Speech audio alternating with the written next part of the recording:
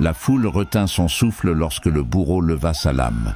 La voix de Funk trembla. « Votre Majesté, je jure que le crâne m'a parlé, mais le crâne resta immobile, silencieux comme os. « Coupez-lui la tête !» tonna le roi.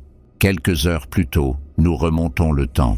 Il était une fois, dans un petit village paisible, une jeune fille nommée Funk. Elle était si belle que les gens disaient que sa beauté pouvait faire sourire le soleil. Elle avait des yeux bleus vifs qui brillaient comme l'eau et de longs cheveux noirs qui coulaient sur ses épaules. Sa beauté était rare et tous ceux qui la voyaient l'admiraient. Lorsque Funk n'avait que 12 ans, des hommes venaient déjà de loin et de près pour demander sa main. Ils apportaient à sa mère des cadeaux coûteux, des tissus, des perles et des paniers de fruits, dans l'espoir de gagner ses faveurs. Sa mère, qui avait perdu son mari à la naissance de Funk, était reconnaissante mais ferme. Elle leur dit que sa fille était trop jeune et devait grandir pour choisir elle-même son mari. La mère de Funk l'aimait profondément. Elle voulait que sa fille devienne une femme non seulement belle, mais aussi bonne et sage. Chaque soir, elle faisait asseoir Funk et lui enseignait la gentillesse, la patience et le respect. Elle disait toujours « Ma fille, la beauté s'efface, mais un bon nom vit pour toujours. » Funk écoutait, mais n'apprenait pas toujours. Elle avait une faiblesse, elle parlait trop. Elle aimait parler des gens, de ce qu'elle entendait, et même de ce qu'elle imaginait seulement. Funk partageait les secrets que ses amis lui confiaient, et parfois ajoutait ses propres histoires, juste pour les rendre plus intéressantes. Au début, les gens la trouvaient drôle. Ses histoires étaient divertissantes, et tout le monde riait quand elle parlait. Mais bientôt, ses mots commencèrent à causer des problèmes. Les amis se disputaient, les familles se battaient. Les secrets qui devaient rester cachés devinrent publics. Lentement, les gens commencèrent à l'éviter. Une par une, les amis de Funk l'abandonnèrent. Celles qui restèrent ne lui confiaient plus leurs affaires privées. Mais Funk trouvait encore des moyens de savoir des choses. Elle écoutait derrière les portes, les histoires des invités, et les répandait dans le village comme si elles étaient vraies. Sa bouche ne se reposait jamais. Sa mère remarqua le changement et s'inquiéta. Elle appela Funk une nuit et dit doucement « Mon enfant, tout ce que tu vois ou entends ne doit pas être répété. Les mots peuvent construire ou détruire. Garde ta bouche quand il le faut, car la langue est puissante. » Mais Funk rit et agita la main. « Maman, je ne fais que parler. Quel mal les mots peuvent-ils faire ?» Sa mère soupira. « Un jour, tu comprendras qu'une langue imprudente peut causer une grande douleur. » Bientôt même, les hommes qui voulaient autrefois épouser Funk commencèrent à s'éloigner. Ils dirent « Elle est belle, oui, mais une épouse qui ne peut se taire apportera la honte à son mari. » Ils cessèrent de visiter sa maison. Les cadeaux cessèrent d'arriver. Funk ne comprenait pas pourquoi tout le monde s'était détourné d'elle. Elle pensait qu'ils étaient jaloux de sa beauté. Sa mère tenta encore de la mettre en garde. « Une bonne femme sait quand parler et quand se taire. Tu dois l'apprendre, ma fille. » Mais Funk n'écouta pas. Elle continua à médire, répandant des histoires à moitié vraies et à moitié mensonges. Elle ne savait pas que ces mots creusaient une tombe dans laquelle elle tomberait un jour. Dans ce village paisible où les oiseaux chantaient et les enfants jouaient au bord du ruisseau, tout le monde connaissait le nom de Funk, mais plus pour sa beauté. Il le murmurait dans son dos. Il disait « Cette fille parle trop, sa langue l'amènera dans le pétrin un jour. » Et ils avaient raison. Le jour que sa mère redoutait approchait, un jour où les propres mots de Funk reviendraient de la juger. Elle ne le savait pas encore, mais la même langue qui l'avait rendue populaire la ferait bientôt se tenir devant le roi, implorant pour sa vie. Le matin était calme et silencieux, le genre de tranquillité qui précède le lever du soleil. Les oiseaux n'avaient pas encore commencé à chanter, et l'air était frais et humide. Funk se réveilla de son sommeil, s'étira et tendit la main vers sa poterie à eau. C'était son devoir de chercher de l'eau pour sa mère chaque matin avant le lever du soleil. Elle noua un morceau de tissu autour de sa taille, équilibra la poterie sur sa tête et sortit dans la lumière faible. Le chemin vers le ruisseau serpentait à travers de hautes herbes et une ligne de buissons. La rosée était épaisse sur le sol, trempant ses pieds alors qu'elle marchait. Au loin, elle pouvait entendre le doux bruit de l'eau courante et le coassement des grenouilles accueillant l'aube. Funk fredonnait doucement pour elle-même, profitant du matin tranquille, jusqu'à ce qu'elle entende quelque chose d'étrange. Du buisson à sa droite venaient de faibles gémissements. Au début, elle pensa que c'était le cri d'un animal blessé. Mais quand elle écouta attentivement, cela ressemblait à des voix humaines, basses, lourdes et rythmées. Elle se figea, son cœur battant. Cela ressemblait à 2 personnes cachées dans le buisson faisant quelque chose de secret.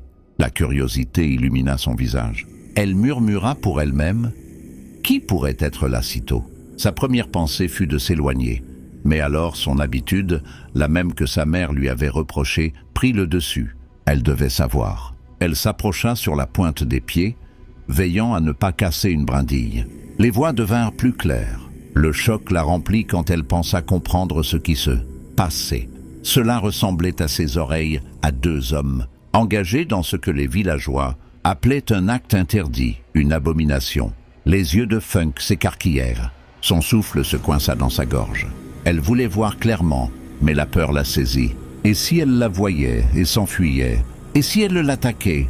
Pourtant, elle se accroupit derrière les feuilles épaisses, déterminée à voir qui c'était. Son cœur battait la chamade alors que le bruit s'arrêta soudain. Quelques instants plus tard, 2 silhouettes sortirent du buisson. L'une d'elles était un jeune homme du village connu pour grimper au palmier et vendre du vin de palme. Son corps semblait faible et il s'appuyait sur un autre homme pour se soutenir. Les pensées de Funk s'emballèrent follement. Elle ne s'arrêta pas pour réfléchir. Elle n'attendit pas pour demander.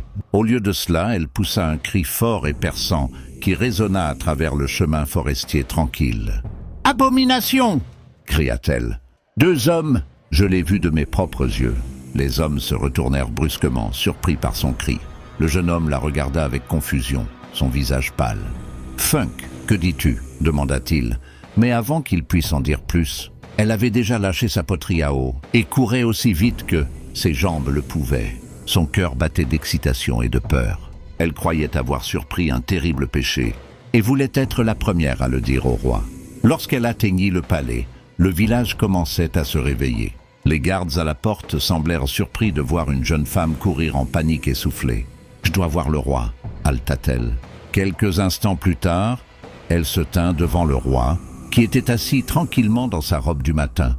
« Votre Majesté », dit-elle, tremblante mais fière, « j'ai surpris 2 hommes dans le buisson commettant une abomination. » Les mots frappèrent la pièce, comme le tonnerre. Les yeux du roi s'écarquillèrent de choc. « Qu'as-tu dit ?» Funk se répéta avec confiance. Le visage du roi s'assombrit. « Amenez les hommes ici immédiatement », ordonna-t-il. Sa voix porta à travers la cour. Bientôt, un groupe de villageois partit en courant chercher le jeune homme. Ils le trouvèrent chez lui, encore faible de sa chute, et le traînèrent à travers les rues.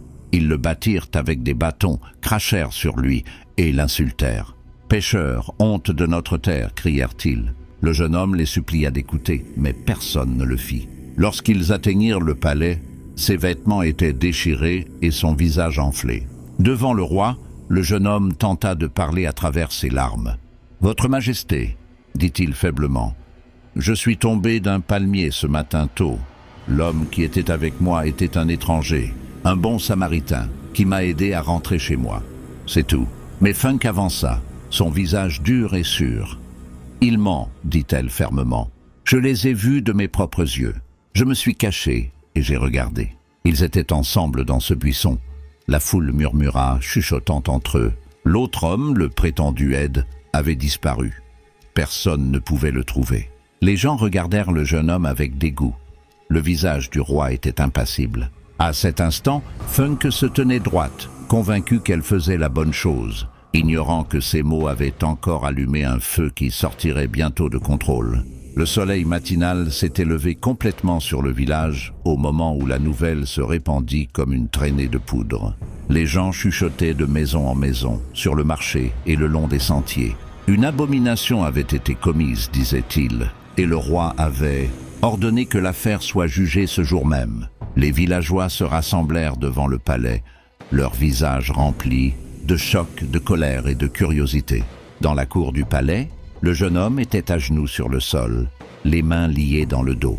Son visage était meurtri des coups reçus en chemin. Ses vêtements étaient déchirés et sa voix faible d'avoir tenté de se défendre. Il répétait encore et encore la même chose. « Je suis innocent. Je le jure devant les dieux, je suis innocent. Funk se tenait à côté des gardes, tremblant un peu mais tenant la tête haute. Le roi était assis sur son trône de bois, son visage sombre et sérieux. « Funk, dit-il, tu prétends avoir vu le jeune homme de tes propres yeux. Es-tu certaine de ce que tu as vu ?» Funk avala difficilement et hocha la tête. « Oui, votre majesté, répondit-elle.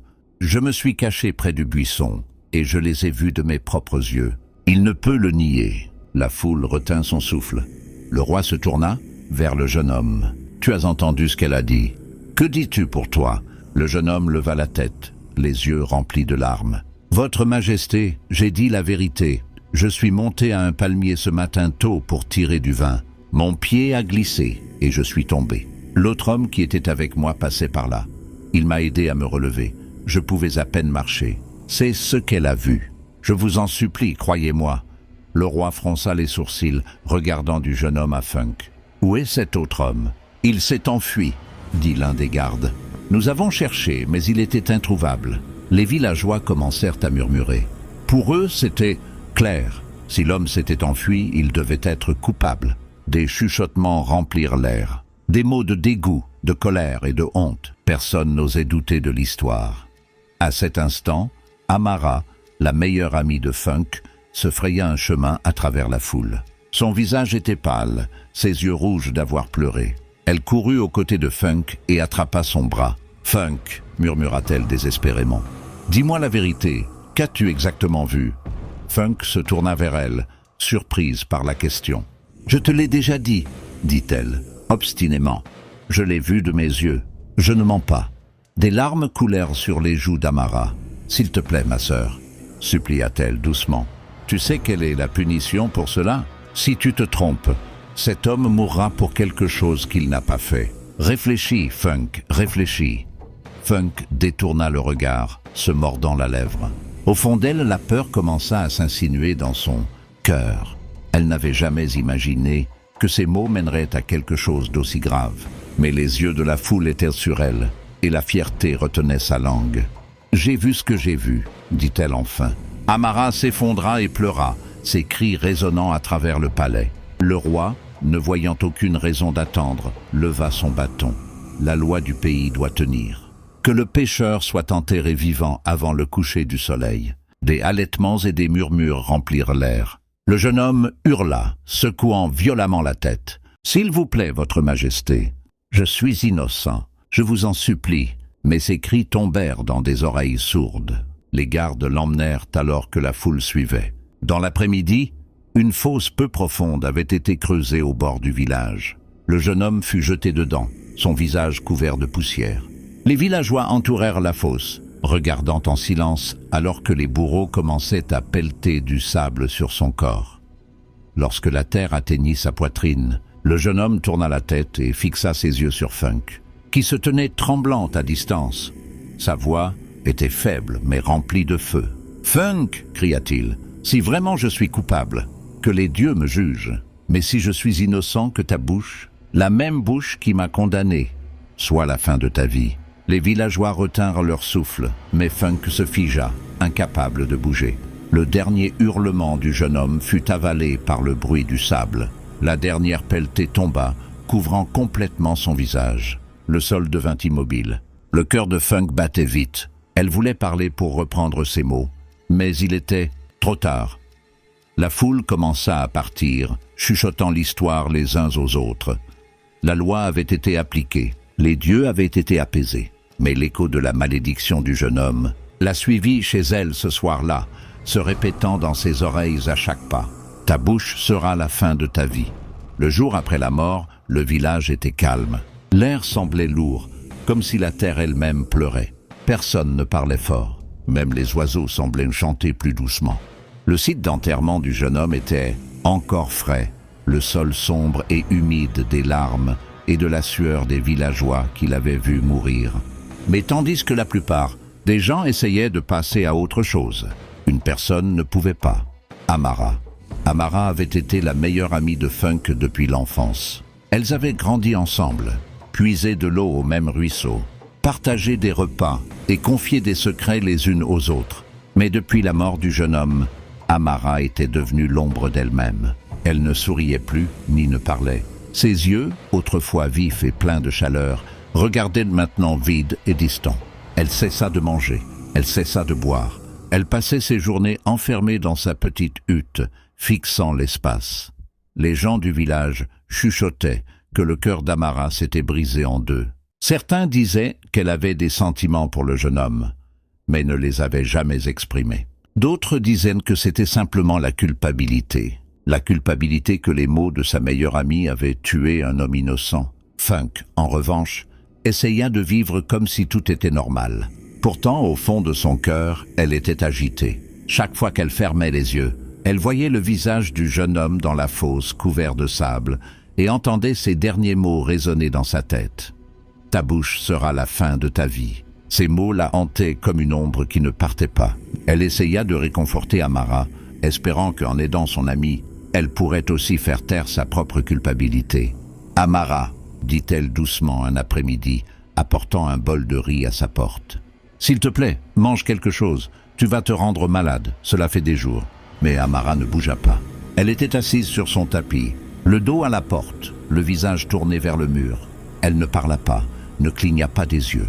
C'était comme si son âme était déjà partie ailleurs. Funk soupira et posa le bol à côté d'elle. « Je ne voulais pas que cela arrive, » murmura-t-elle, sa voix tremblante. « Tu me connais, je n'ai dit que ce que j'ai vu. » Il n'y eut toujours pas de réponse. Les jours devinrent des semaines. Amara devint plus faible et plus maigre. Sa mère la supplia de voir le guérisseur, mais elle refusa. « Aucun médicament ne peut guérir ce que je ressens, » murmura-t-elle une fois, sa voix à peine audible.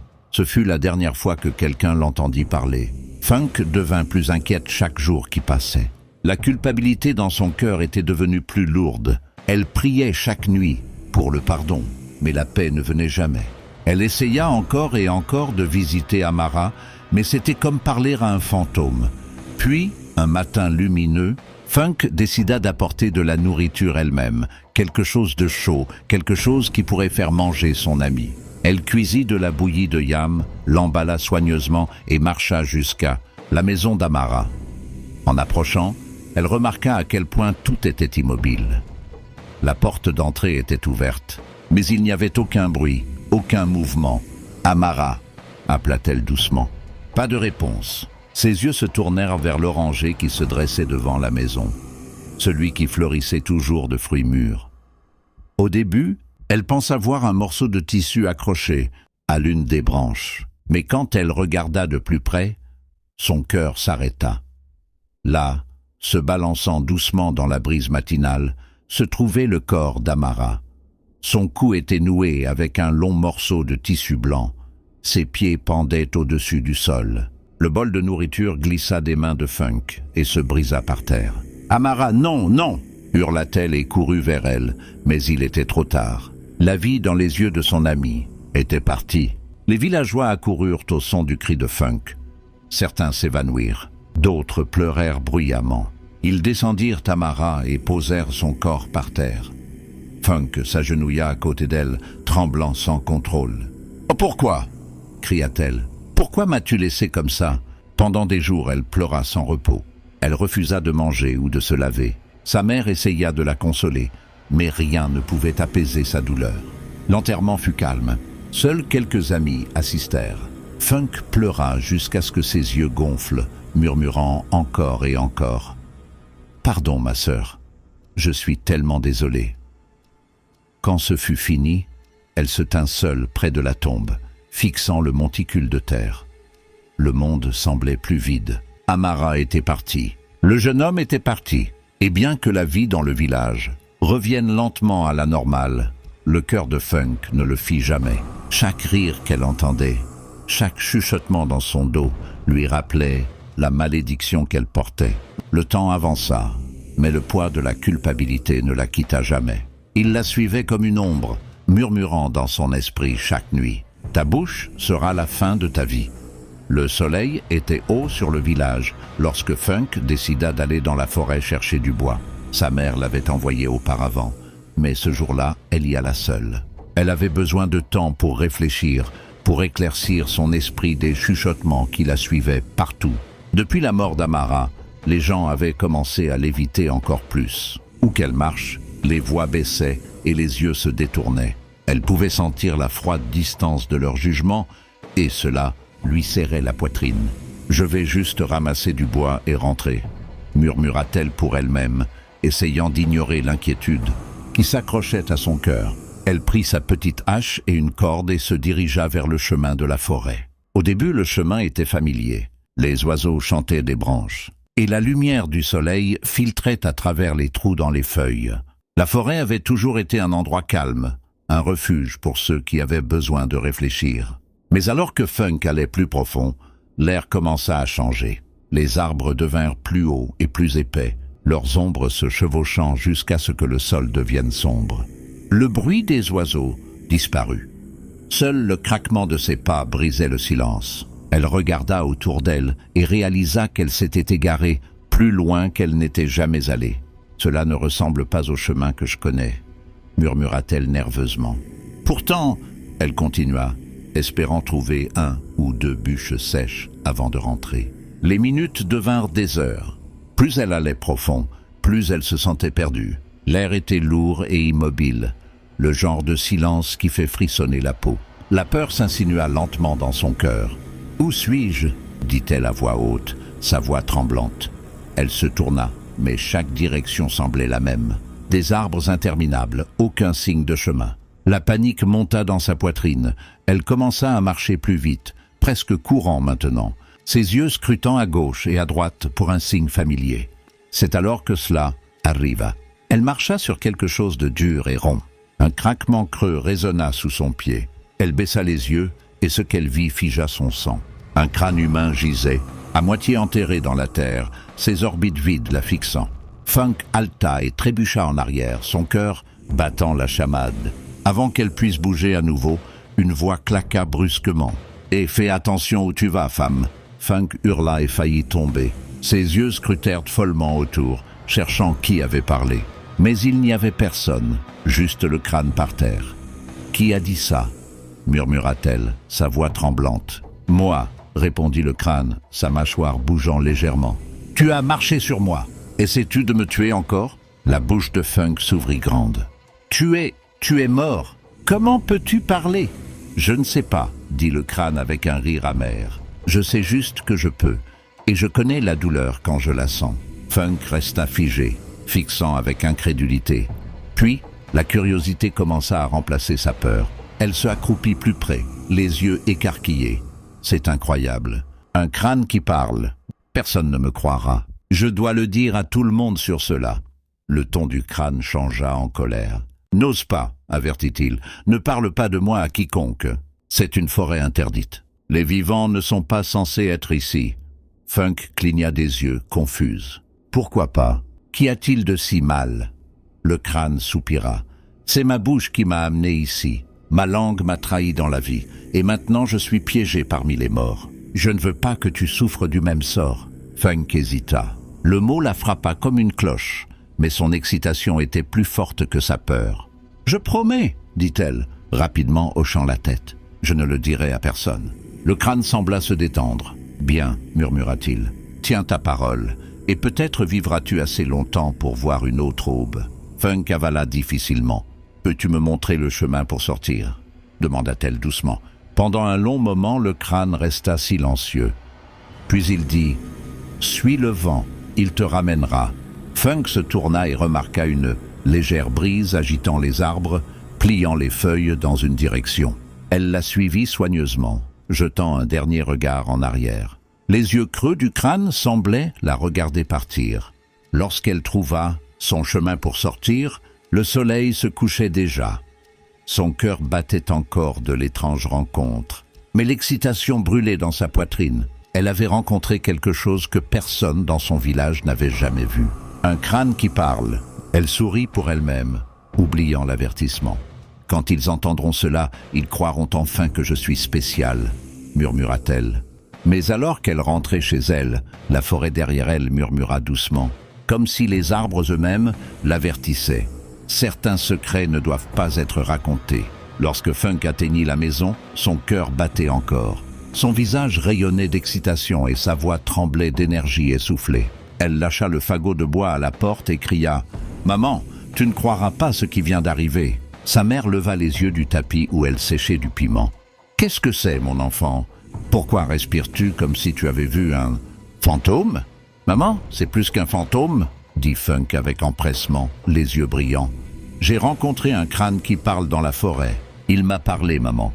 Il m'a dit de ne le dire à personne. Mais je ne peux pas me taire sur quelque chose d'aussi grand. » Les yeux de sa mère s'écarquillèrent. « Un quoi ?» demanda-t-elle, sa voix tremblante. Mais avant qu'elle puisse dire un autre mot, Funk attrapa son pagne et se précipita hors de la maison. « Je vais au palais. Le roi doit l'entendre lui-même. » Sa mère cria après elle. « Funk, attends, ne va pas dire ce que tu ne comprends pas. » Mais Funk était déjà parti, ses pieds nus soulevant la poussière sur la route. Ce jour-là, le village était en fête. C'était l'anniversaire du roi, et des gens de loin et de près s'étaient rassemblés pour l'honorer. La cour du palais était remplie de musique et de rires. Les batteurs frappaient leurs tambours parlants, les danseurs tournoyaient dans des tissus colorés. Et l'odeur de viande rôtie emplissait l'air. Le roi était assis dans sa belle robe, souriant alors que les gens apportaient des cadeaux et des bénédictions. Puis soudain, la fête s'arrêta lorsque Funk surgit à travers la foule, haletante. « Votre Majesté » cria-t-elle, « j'apporte des nouvelles de la forêt. » La foule se tourna curieuse. Le roi la regarda avec une légère surprise. « Funk, la fille d'Alak, dit-il calmement, qu'est-ce qui t'amène ici en telle hâte en ce jour heureux ?» Funk s'inclina rapidement. « Votre Majesté, pardonnez-moi d'interrompre, mais j'ai vu une merveille, un crâne qui parle comme un homme. Il m'a parlé dans la forêt. » La foule retint son souffle. Certains rirent, d'autres la regardèrent comme si elle était devenue folle.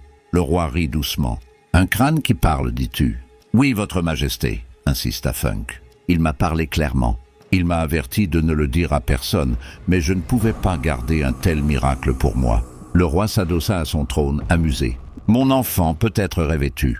La forêt joue des tours à ceux qui errent trop longtemps. » Funk secoua la tête. « Je ne rêvais pas, monseigneur. Je peux vous y emmener.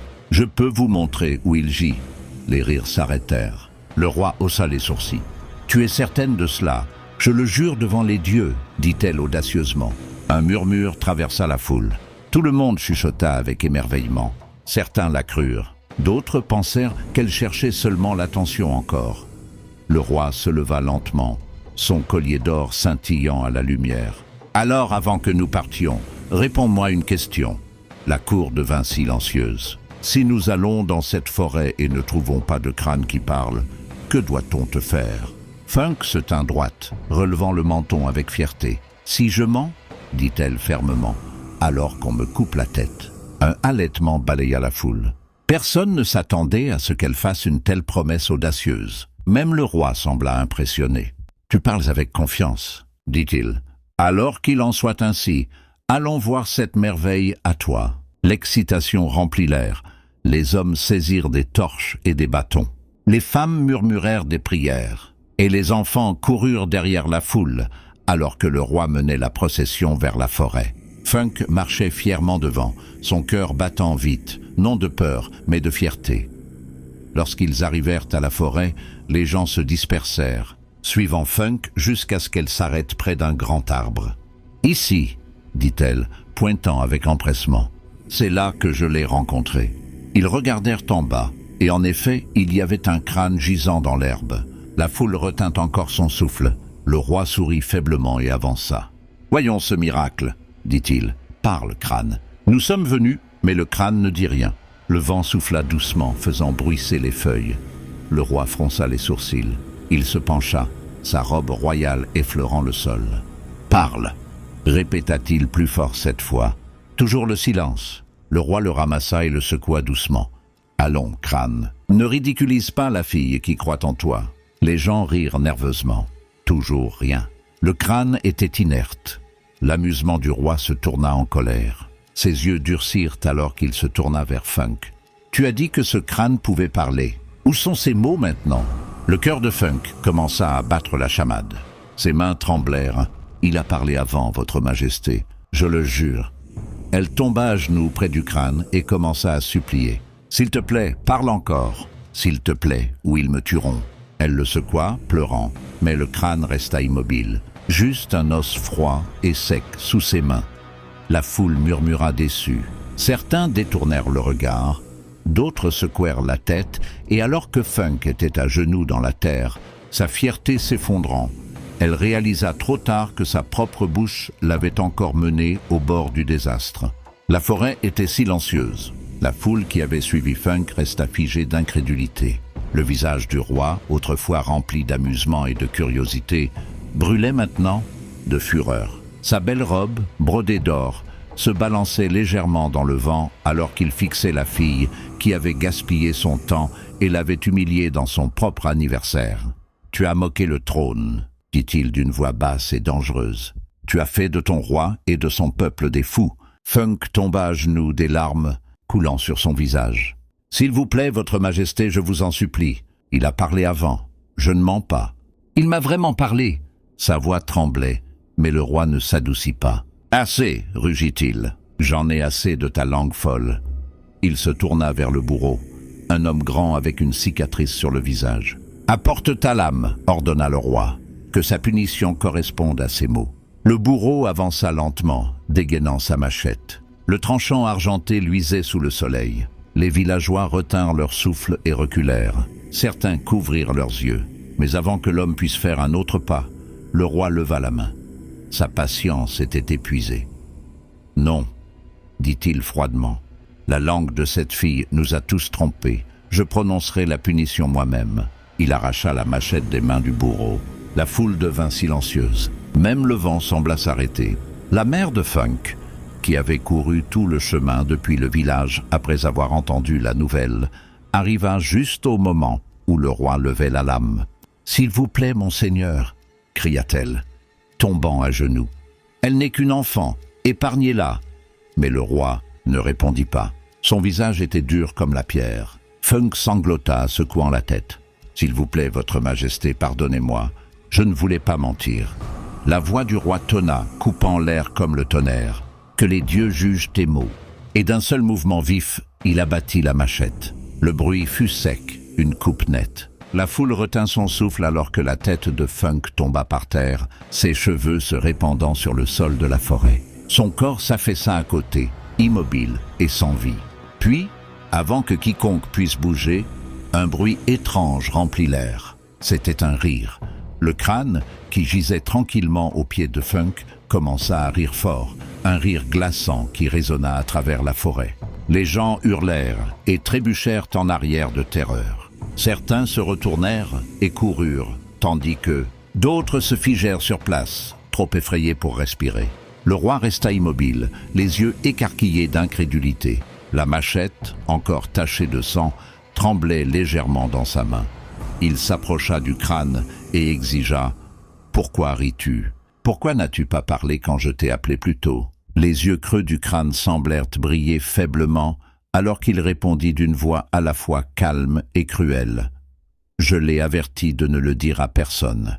Tout ce qu'elle avait à faire était de fermer sa bouche, mais elle ne pouvait pas. Sa langue était agitée dans la vie, et maintenant elle l'a menée à la mort. Elle a semé beaucoup de mensonges avec sa bouche, et moi, je suis sa punition des dieux. » Le rire du crâne résonna encore, remplissant l'air comme le tonnerre. Puis soudain, un éclair zébra le ciel. La foule hurla alors que le tonnerre roula à travers les cieux. Une pluie torrentielle commença à tomber, si violente que les arbres se courbèrent et le sol se transforma en boue. Les gens fuirent dans toutes les directions, laissant derrière eux le roi, le crâne et le corps sans vie de Funk. La pluie ne s'arrêta pas cette nuit-là. Elle tomba sans fin, martelant la terre, lavant le sang qui tachait le sol. Elle continua pendant 3 longs jours. Les villageois dirent plus tard que la tempête avait été envoyée par les dieux pour purifier la terre, pour laver la honte et la douleur que la langue de Funk avait causée. Quand la pluie s'arrêta enfin, l'air semblait neuf et lourd de silence. Le roi ordonna que le corps de Funk soit enterré au bord de la forêt, loin du village. Personne n'argumenta, personne n'osa parler. À partir de ce jour, son nom ne fut prononcé qu'en chuchotement. Les parents avertissaient leurs enfants. « Ne sois pas comme Funk, garde tes mots, car la langue est plus forte que la main. » Elle peut construire, mais elle peut aussi détruire. Et ainsi l'histoire de Funk devint une leçon pour les générations à venir. Morale, sois discipliné avec tes mots. Tout ce que tu vois ou entends ne doit pas être raconté. Vérifie avant de parler. Protège la confiance des autres et sache quand le silence est sagesse. Car la langue qui détruit peut aussi détruire son propriétaire. Merci d'avoir regardé. Et n'oubliez pas de vous abonner pour plus d'histoires inspirantes sur le compte africain 225. La prochaine fois, je vais prendre le nom des bavards et des absents.